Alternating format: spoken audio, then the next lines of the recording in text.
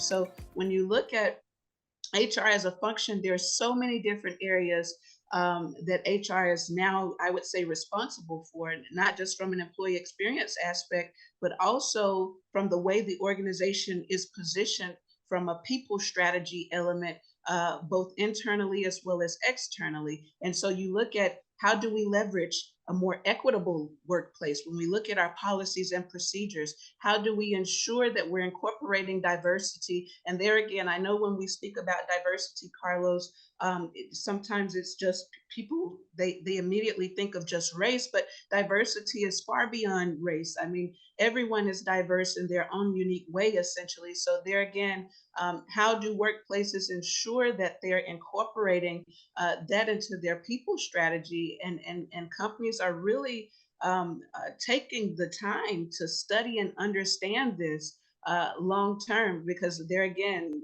what millennials may look for isn't something that the baby boomers maybe wouldn't have gone for previously. And then when you look at generations like Gen Y, Gen Z, it's completely different. So how do you keep up with that trend, as well as how do you keep up with what would be an attractive way to work to ensure that people are productive, they're efficient, and ultimately that they're happy within the workplace? There have been several studies that have been done to where they show that 71% of employees are disengaged on a daily basis in the workplace. So how do you create a more engaged workforce? I would say long term is what's happening within the HR space, I would say, at the moment, Carlos. So all of these elements are very critical to the success of the organizations within the HR function.